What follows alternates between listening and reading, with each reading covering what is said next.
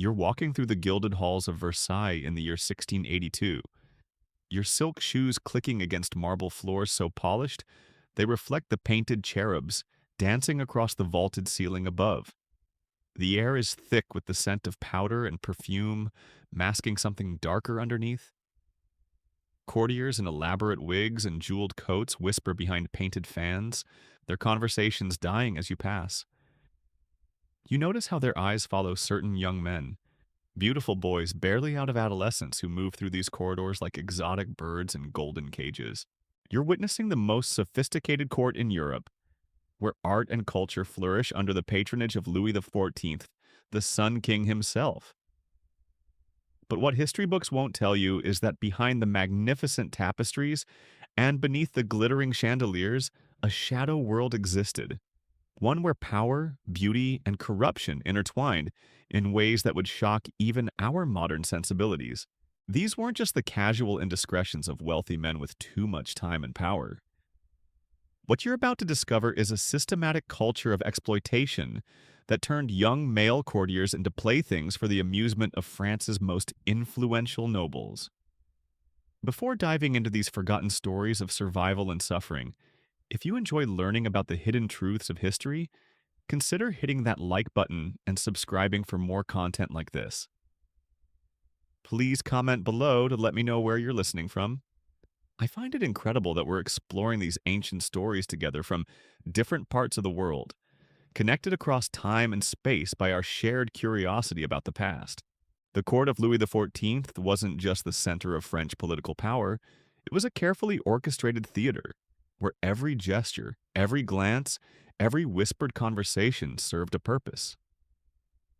The Sun King had deliberately created this elaborate system to control his nobility, requiring them to live under his watchful eye where their every move could be monitored and their loyalties tested. But what emerged from this forced intimacy was something far more sinister than mere political maneuvering. Picture young Henri de Montmorency arriving at Versailles for the first time in 1683. He's 17 years old, the third son of a minor noble family from Normandy, sent to court with hopes of advancing his family's fortunes through royal favor. His father has spent the family's remaining wealth on Henri's wardrobe: silk stockings, embroidered coats, and a powdered wig that makes him look like a porcelain doll. Henri possesses the kind of delicate beauty that was prized in Louis XIV's court: smooth skin, large eyes, and refined features that could have belonged to either gender. What Henri doesn't understand as he enters those glittering halls is that his beauty has already been noticed, catalogued, and discussed among certain circles of courtiers who view attractive young men not as fellow nobles deserving of respect, but as potential conquests in their elaborate games of power and pleasure. The social hierarchy at Versailles operated on multiple levels that often contradicted each other in bewildering ways. Officially, rank was determined by birth, royal favor, and political influence. But unofficially, a parallel system existed where beauty, youth, and sexual availability could elevate someone's status or destroy it entirely. Young men like Henri found themselves navigating these treacherous waters without any preparation for what awaited them. The Duc de Saint-Aignan, one of Louis XIV's closest companions, had developed what he called his collection, a carefully curated group of young male courtiers who served as both entertainment and status symbols. These weren't servants or commoners who could be easily discarded. They were sons of noble families, which made their participation both more valuable and more dangerous. Saint-Aignan understood that corrupting nobility was a more exquisite pleasure than simply purchasing peasants from the streets of Paris. His process of selection was methodical and predatory. He would identify newly arrived young courtiers who possessed the right combination of beauty, vulnerability, and family connections. Then began what he termed the cultivation, a gradual process of seduction that involved gifts, flattery, special invitations, and the promise of advancement at court.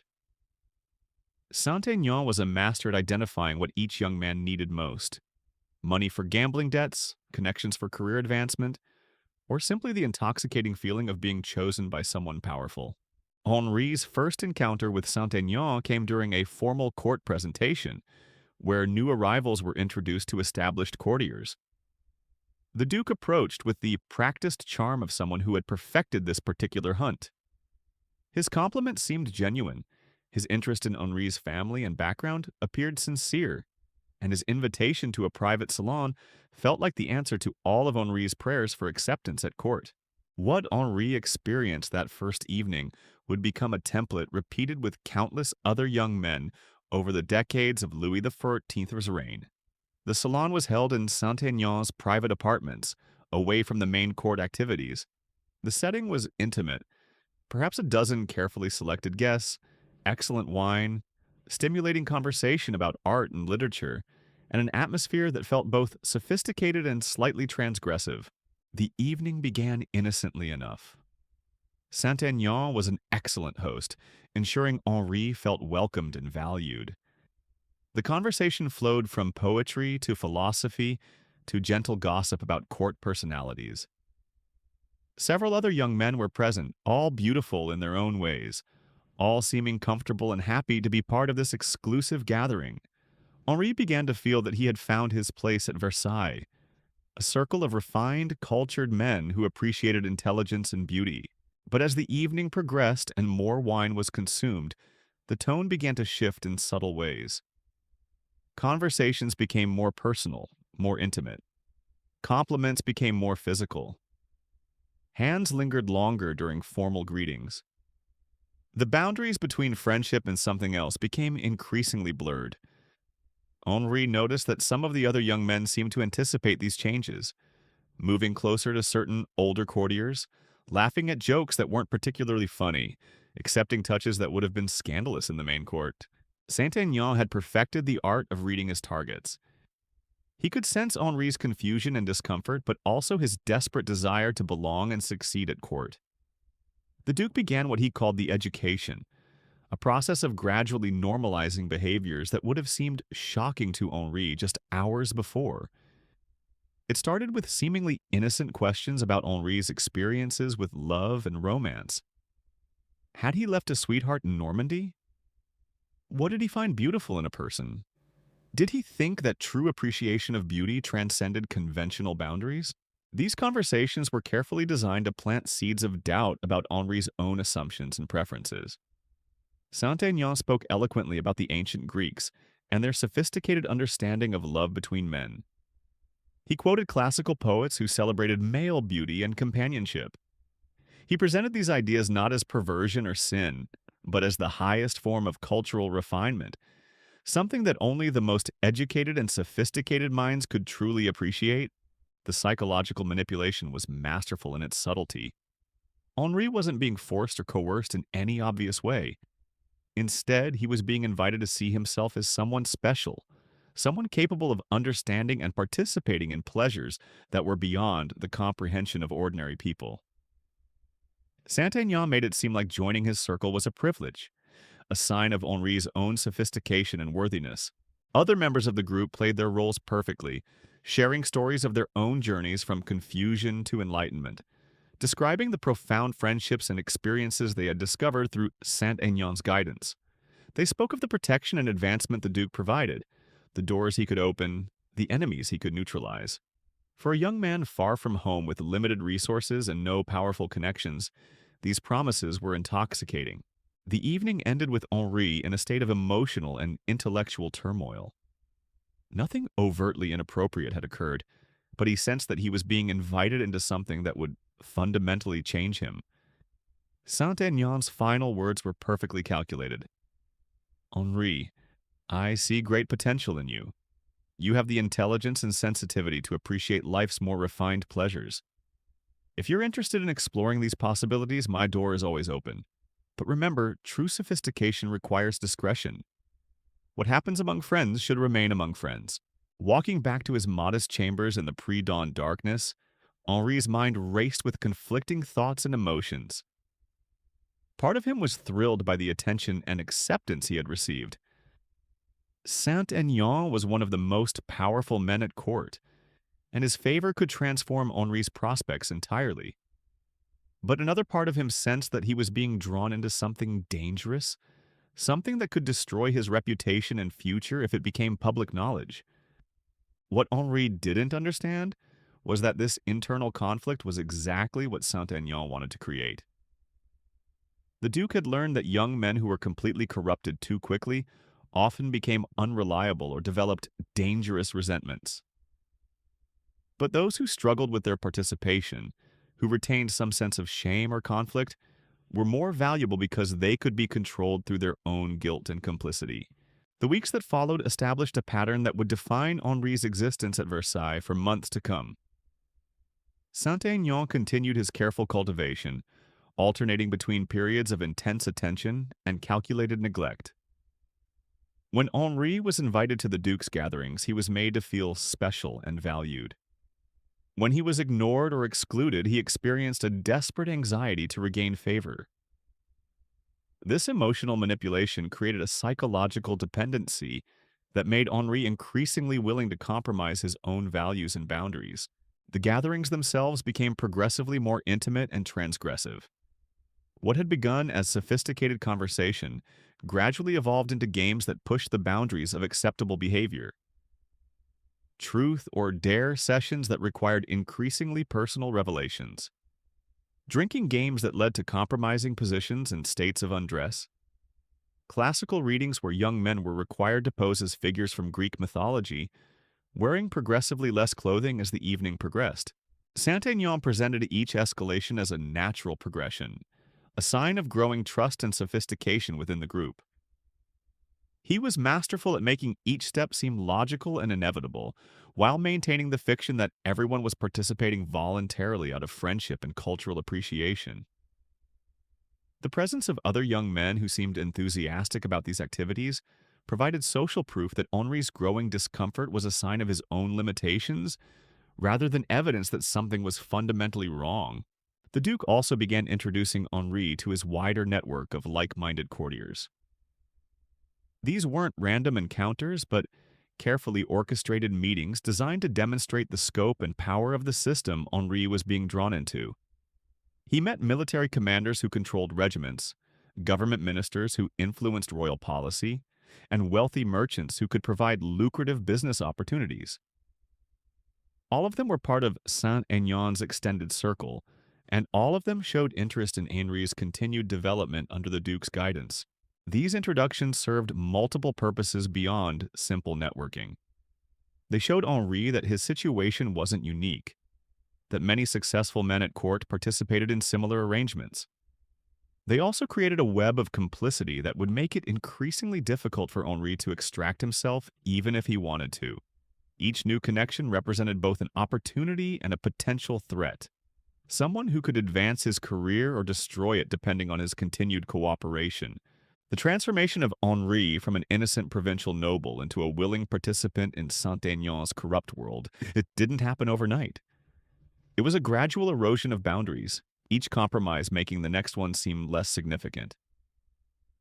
The Duke understood that sudden shocking demands would cause his targets to flee, but small concessions, each seemingly reasonable on its own, could lead someone down a path they never intended to walk.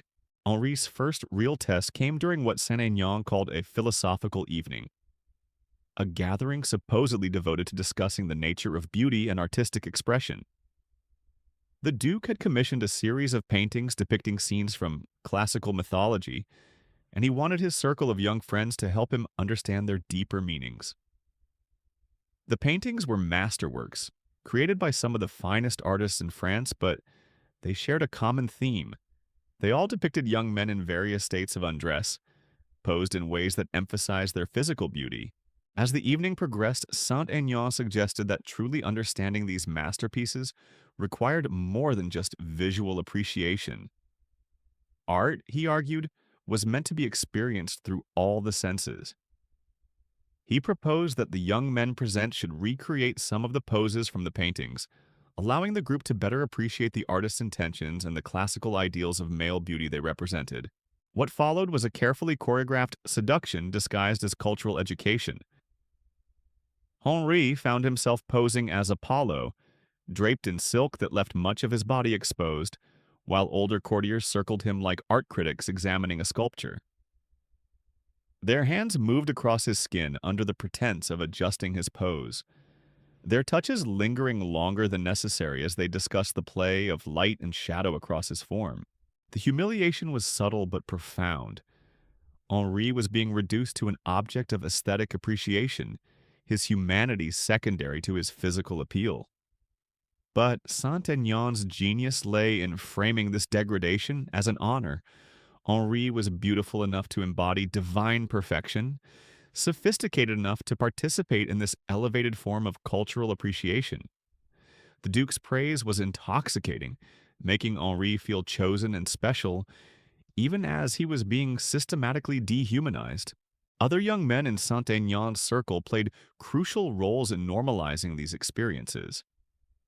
They would share stories of their own initial discomfort and how they had learned to appreciate the profound beauty of what they were participating in. They spoke of the bonds formed through such intimate artistic collaboration, the way these experiences had deepened their understanding of classical culture and their appreciation for beauty in all its forms.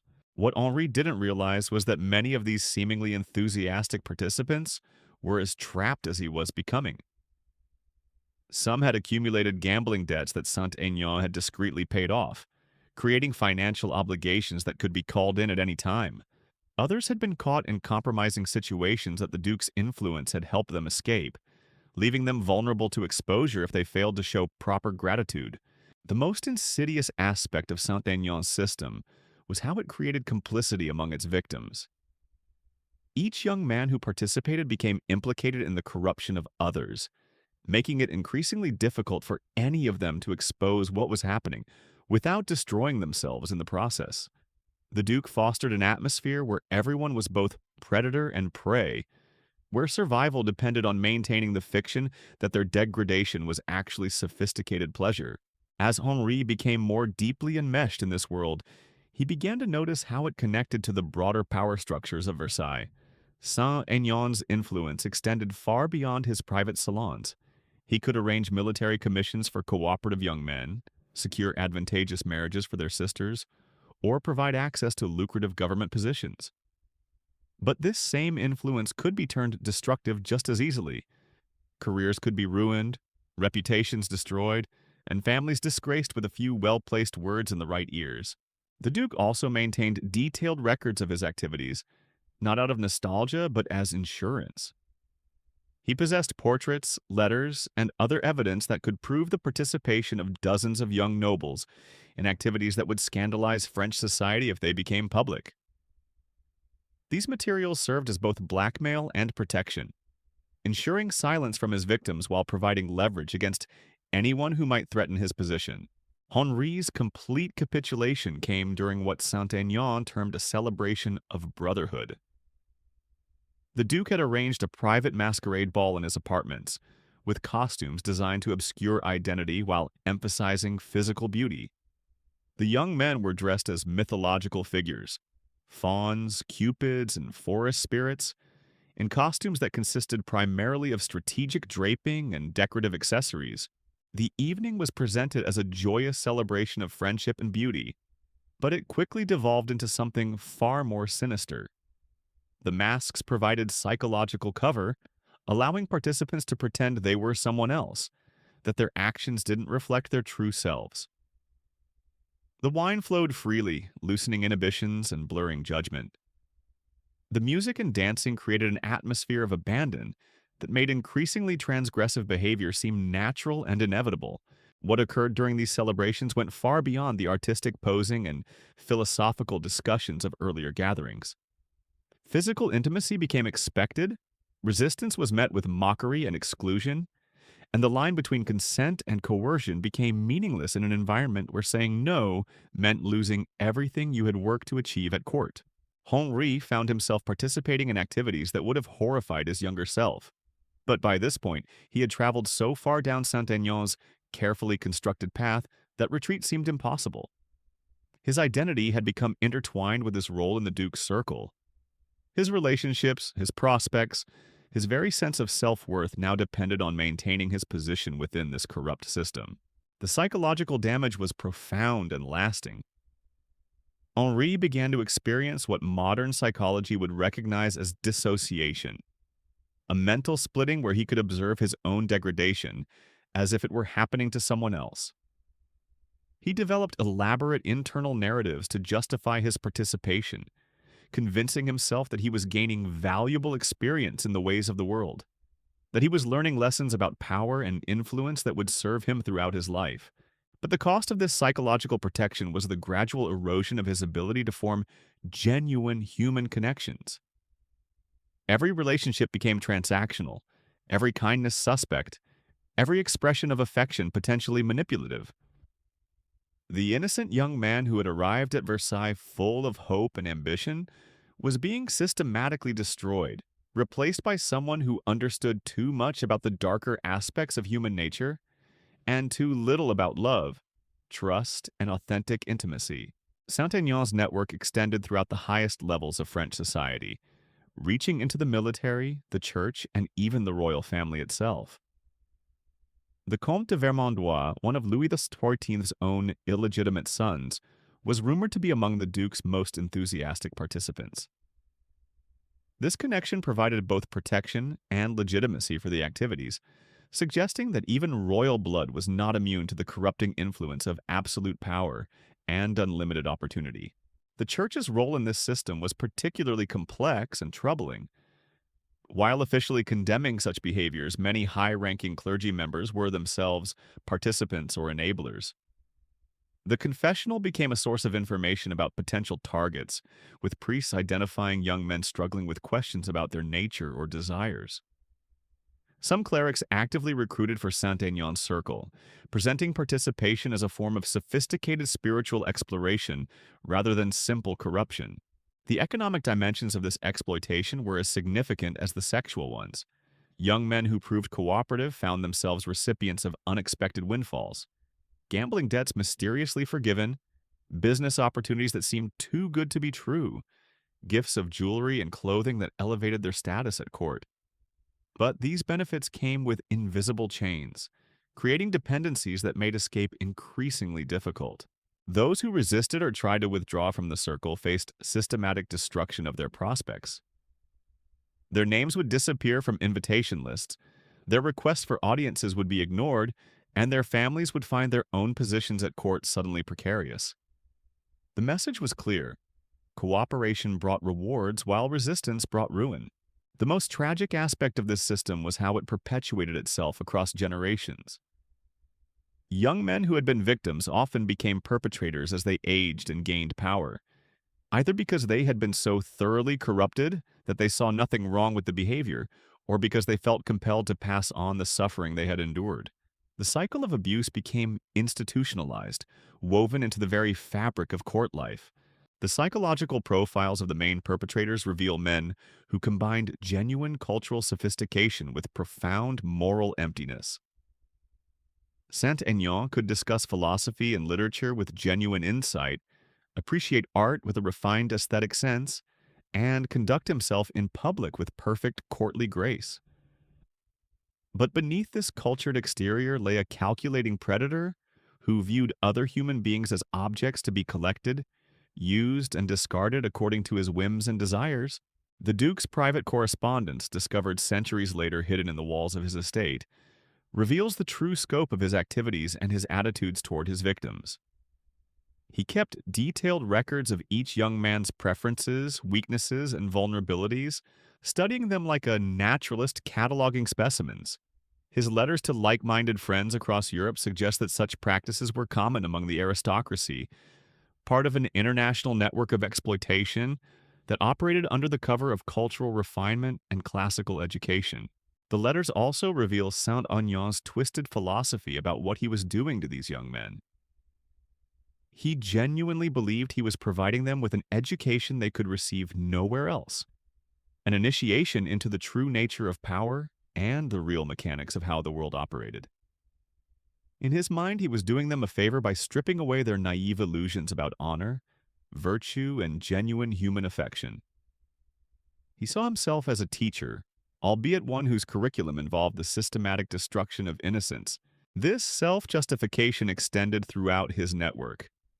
The perpetrators had created an elaborate intellectual framework to rationalize their behavior, drawing on classical philosophy, ancient history, and contemporary theories about human nature. They spoke of their activities as a form of advanced education, a necessary preparation for life in the highest circles of power. They convinced themselves that they were actually helping their victims by teaching them harsh truths about the world that their provincial upbringings had failed to provide. The victims, meanwhile, developed their own coping mechanisms that varied dramatically from person to person.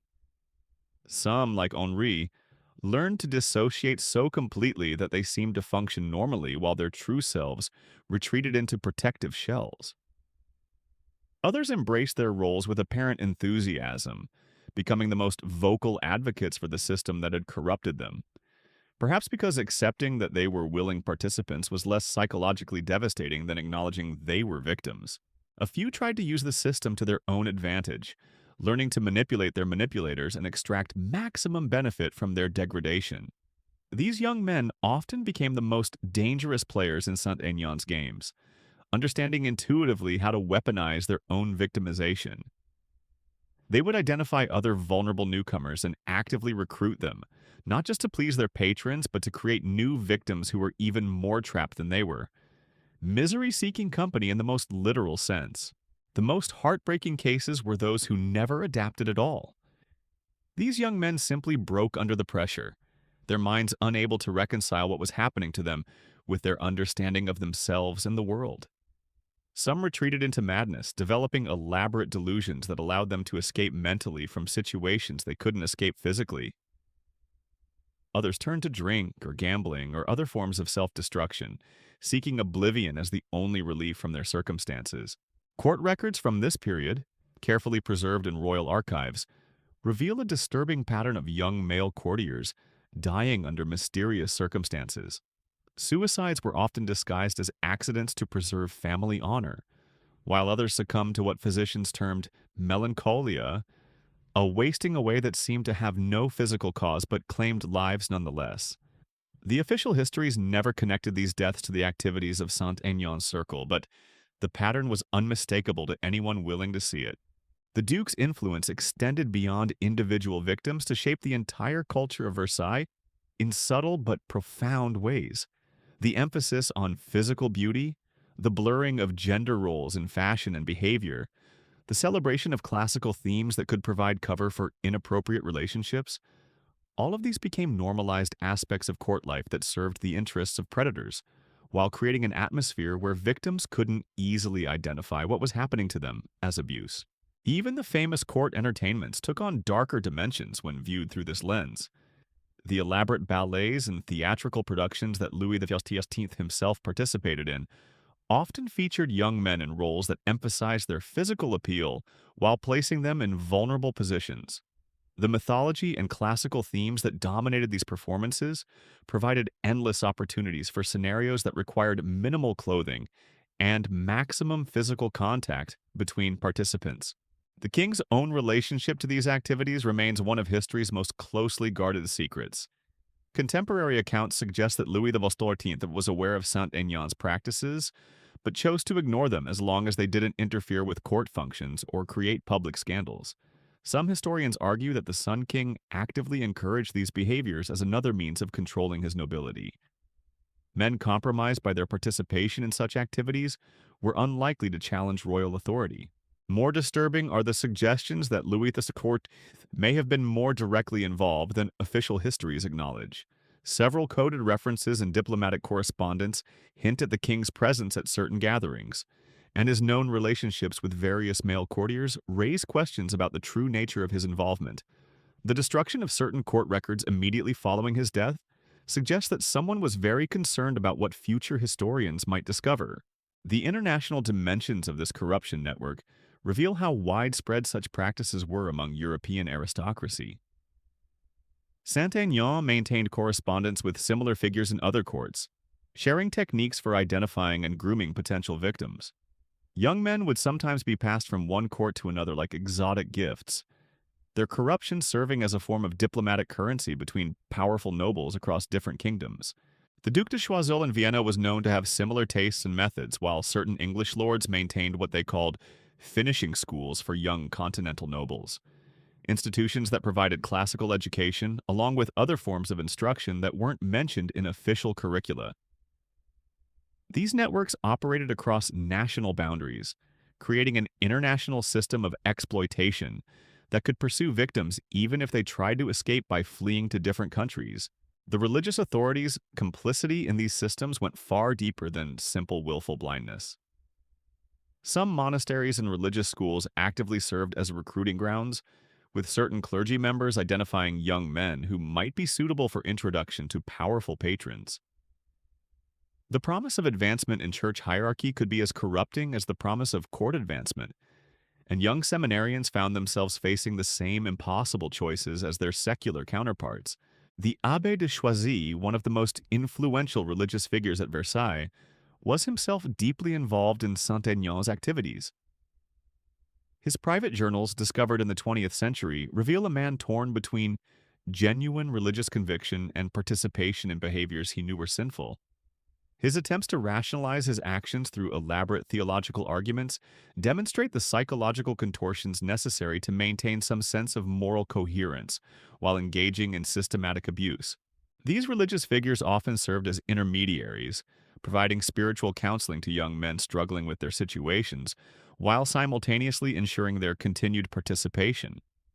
They would offer comfort and understanding, while subtly reinforcing the messages that resistance was futile and that acceptance was the path to both earthly advancement and spiritual growth.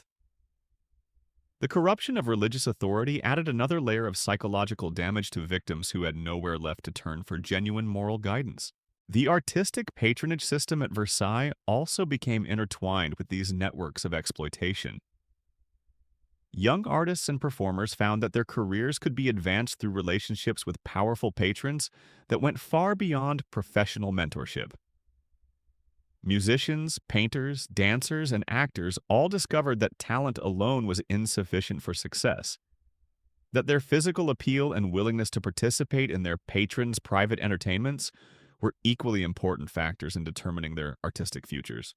The most talented victims sometimes found their artistic abilities actually enhanced by their trauma, as if the intensity of their suffering had unlocked new depths of creative expression, but this came at the cost of their ability to create anything that wasn't somehow tainted by their experiences. Their art became a form of coded testimony, filled with hidden references to their suffering that only other initiates would understand. The fashion trends of the period also reflected these underlying dynamics.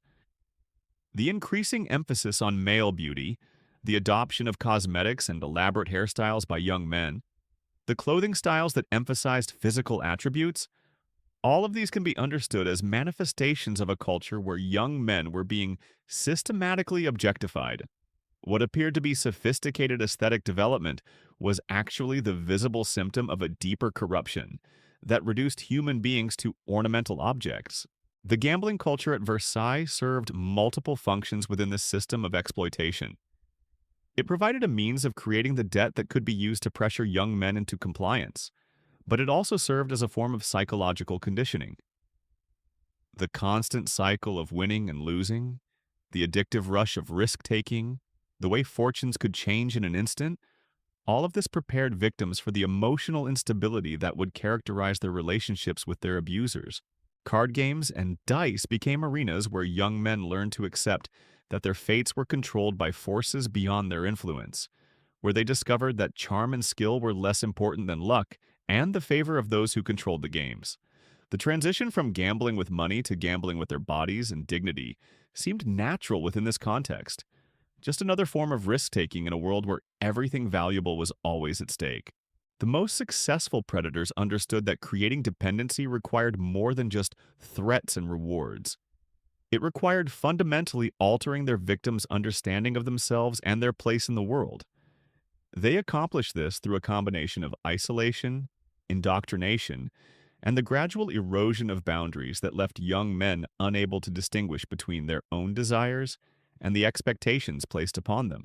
The process was so subtle and comprehensive that many victims never fully understood what had been done to them. They would spend years or even decades believing that their experiences had been consensual, that they had made free choices, that their suffering was the natural consequence of their own weaknesses or desires. The psychological programming was so complete that they became their own jailers, policing their own thoughts and behaviors according to the patterns established by their abusers. As we delve deeper into the specific methods used to maintain control over these young men, the true sophistication of this system of exploitation becomes clear. It wasn't simply a matter of powerful men taking advantage of vulnerable youth. It was an entire culture designed to produce, process, and consume human suffering on an industrial scale, all while maintaining the facade of civilization's highest achievements. The network's reach extended into every aspect of daily life at Versailles, creating an environment where escape became not just difficult, but literally unthinkable for its victims. The Duke and his associates had learned that true control required more than simple coercion. It demanded the complete reconstruction of a young man's reality, until the very concepts of resistance or alternative existence ceased to have meaning.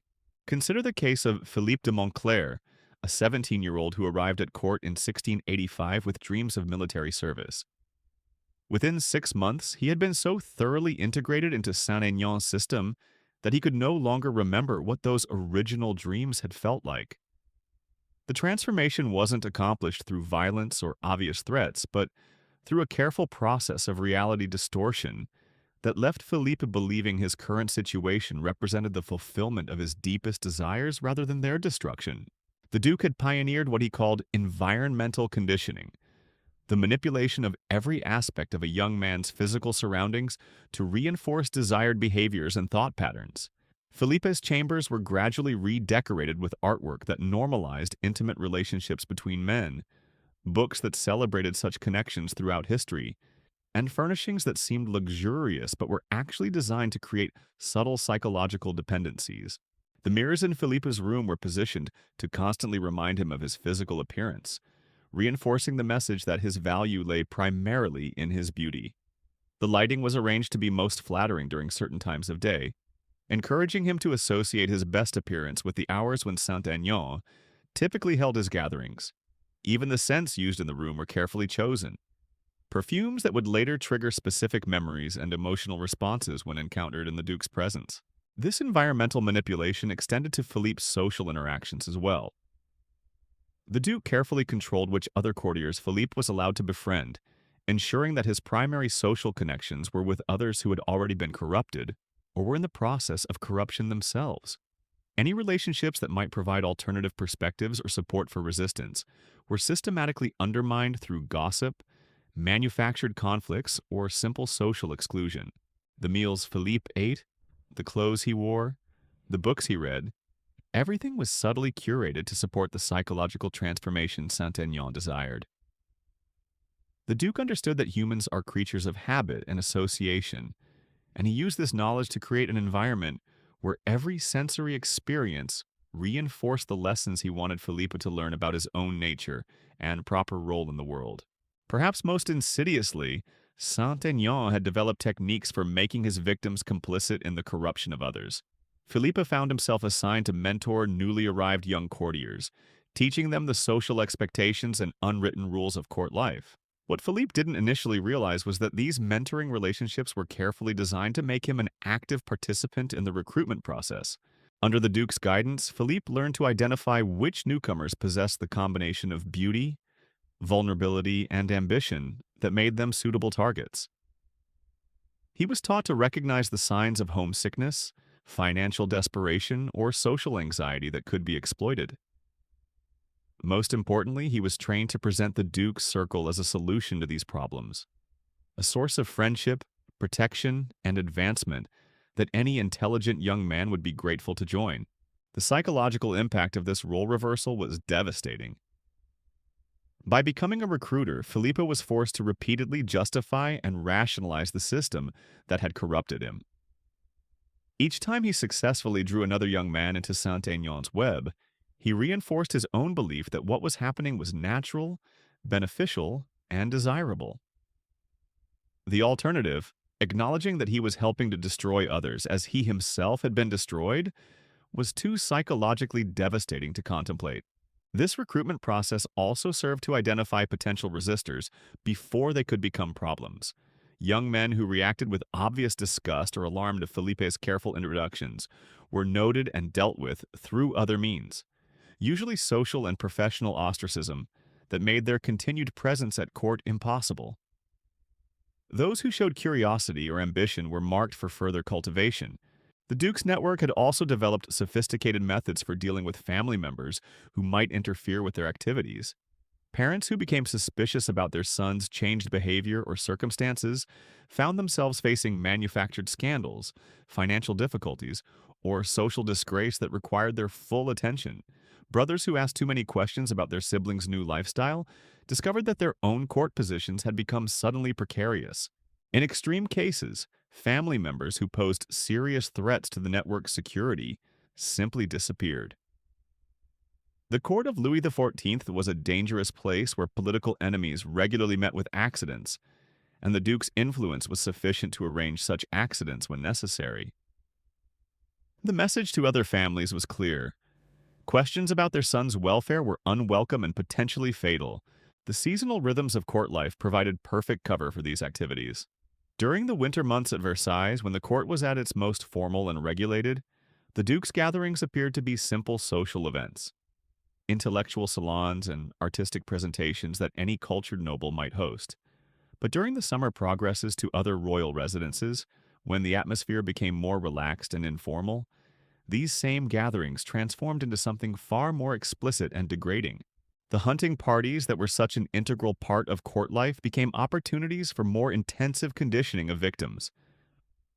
Young men like Philippe would find themselves isolated in remote lodges with their abusers, cut off from any possibility of outside intervention or escape. These retreats, presented as rewards for the loyal service or opportunities for advanced education and courtly skills, often lasted for weeks and left their participants fundamentally changed. The Duke had learned that isolation was one of his most powerful tools. Remove a young man from familiar surroundings, separate him from anyone who knew him before his corruption began, and subject him to constant psychological pressure in an environment where his abusers controlled every aspect of daily life. Under these conditions, even the strongest personalities would eventually break down and accept their new reality. The religious ceremonies and court rituals that punctuated life at Versailles were also corrupted to serve the network's purposes. Sacred occasions became opportunities for subtle indoctrination, with carefully chosen readings and sermons that could be interpreted as supporting the philosophical frameworks the Duke used to justify his activities. Young men who participated in these corrupted religious observances found their last sources of moral certainty gradually eroded. The Duke's personal chaplain, Father Dubois, was particularly skilled at providing theological justifications for behaviors that any honest reading of Christian doctrine would condemn. He spoke eloquently about the spiritual benefits of surrendering individual will to higher authorities, about the purifying nature of suffering, and about the ancient traditions of spiritual mentorship that transcended conventional moral boundaries. These religious manipulations were perhaps the most psychologically damaging aspect of the entire system. Young men who had been raised in genuinely religious households found their faith being used as a weapon against them, twisted to support the very behaviors they had been taught to abhor. The result was often a complete spiritual collapse that left victims without any moral framework for understanding or resisting what was happening to them. The financial aspects of the Duke's system were equally sophisticated and comprehensive. Rather than simply buying his victims outright, he created complex webs of economic dependency that made resistance financially ruinous for entire families. A young man's participation in the Duke's activities would lead to lucrative contracts for his father's business, advantageous marriages for his sisters, or military commissions for his brothers. These benefits were never presented as direct payments for sexual services. That would have been too crude and obvious. Instead, they appeared to be the natural result of the young man's growing influence and success at court. The Duke was careful to ensure that his victims believed they were earning these advantages through their own merit and charm, not through their degradation. But the financial web worked both ways. Families who became too dependent on the Duke's favor found themselves vulnerable to instant ruin if that favor was withdrawn. A word from Saint-Aignan could cancel contracts void marriages, or transfer military commissions to other candidates. The message was clear without ever being explicitly stated. Continued prosperity required continued cooperation. The Duke also used his financial influence to control information flow throughout the court. Servants who might witness compromising activities found their wages supplemented by generous bonuses that bought their silence. Journalists and gossip mongers who might report on scandalous behavior discovered that their most reliable sources of information had become mysteriously unavailable, while new sources provided them with far more interesting stories about entirely different subjects.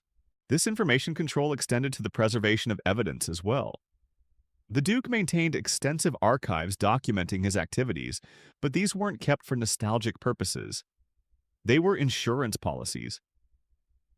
Detailed records of each victim's participation served as both blackmail material and protection against accusations. If anyone threatened to expose the network's activities, they could be reminded of their own documented complicity in behaviors that would destroy their reputations and families. The artistic patronage that flourished under the Duke's influence produced some of the most beautiful and disturbing works of the late 17th century. Painters who depended on his support learned to incorporate subtle visual codes into their works, symbols and compositions that celebrated the particular forms of beauty and relationship that Saint-Aignan prized.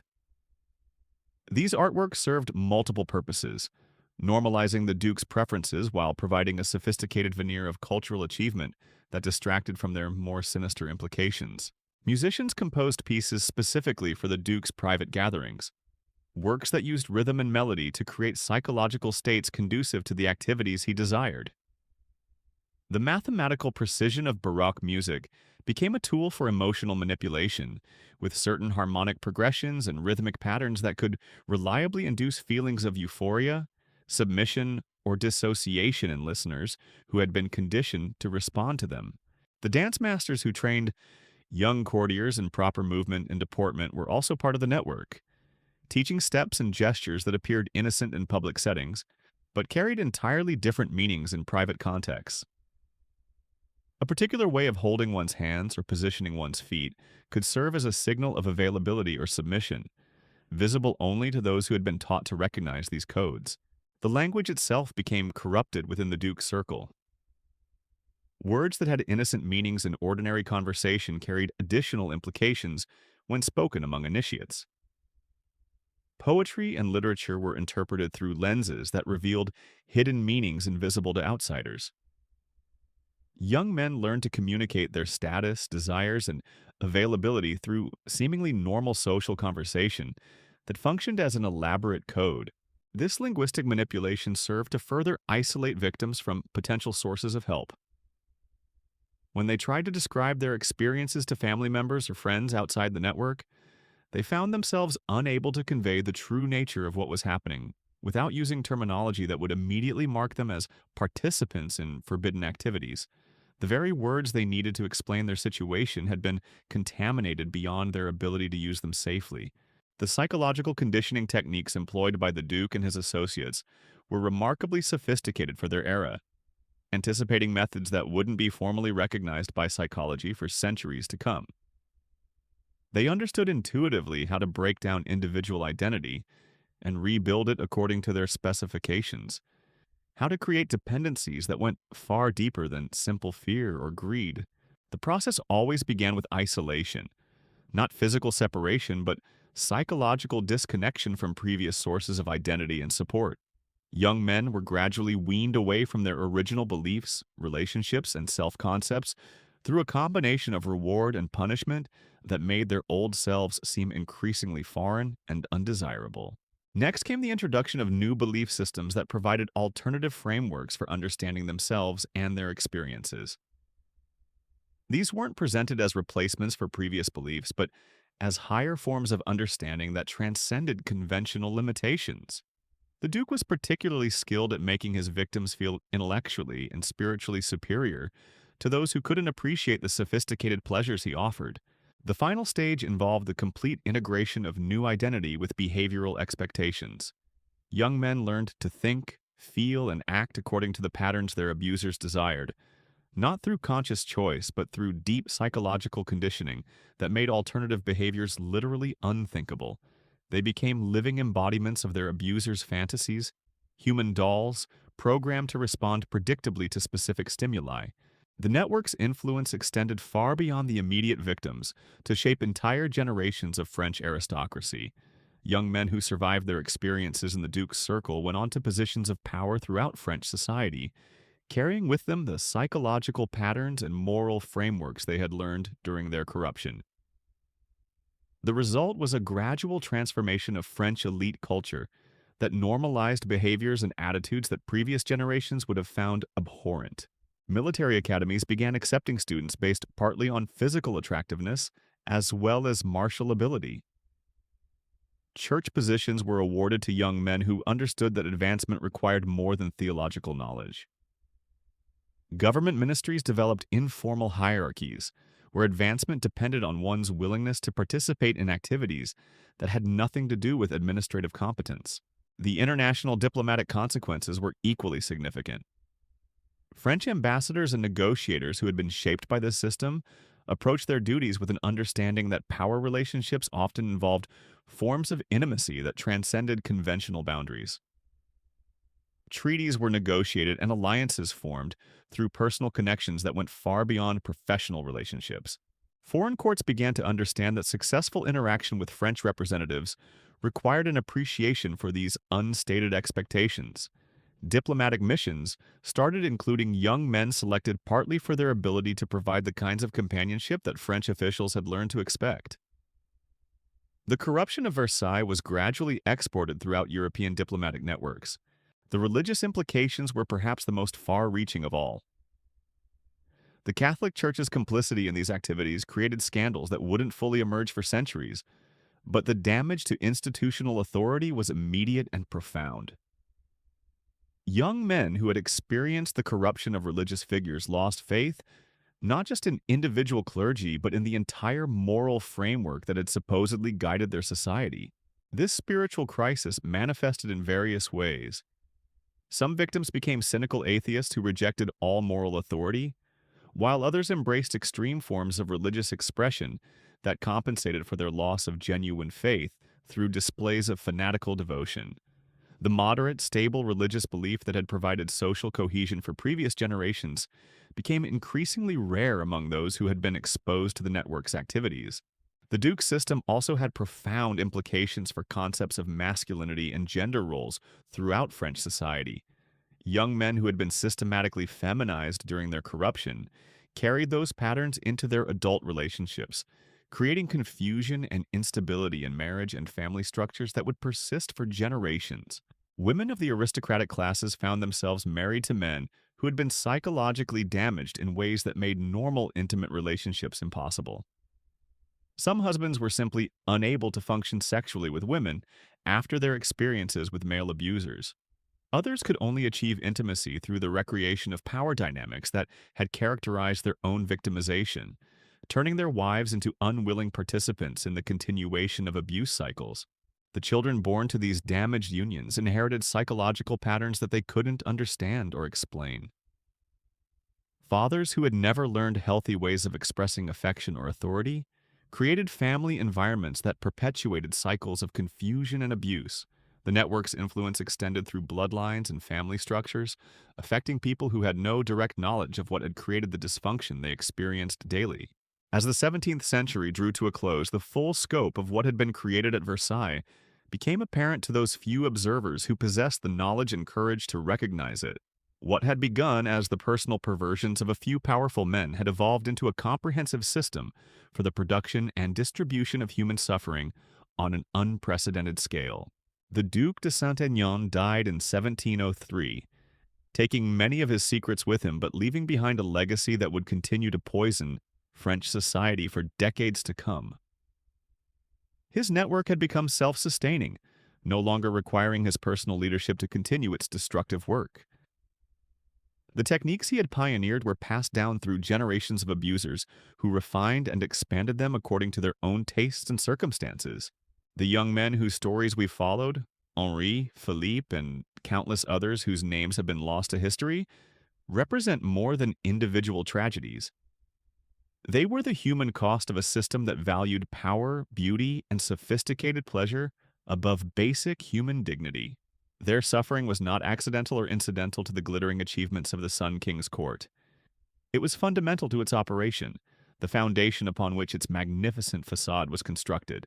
In the end, the perverted games of Louis XIV's male courtiers reveal a truth that extends far beyond the specific historical moment of late 17th century France.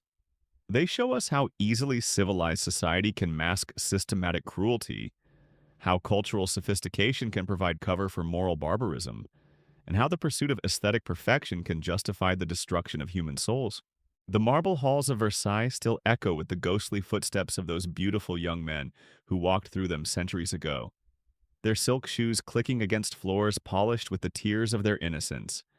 Their stories serve as a reminder that behind every golden age, every cultural flowering, every moment of apparent human achievement, there may lurk shadows that our histories prefer not to acknowledge. Shadows populated by the victims whose suffering made such achievements possible. Today, as we admire the artistic treasures and architectural marvels that emerge from this corrupt court, we would do well to remember the price that was paid for such beauty. The young men who were broken to create it deserve our remembrance, our recognition, and our determination to ensure that such systematic abuse of power and exploitation of vulnerability never again masquerades as civilization's highest achievement.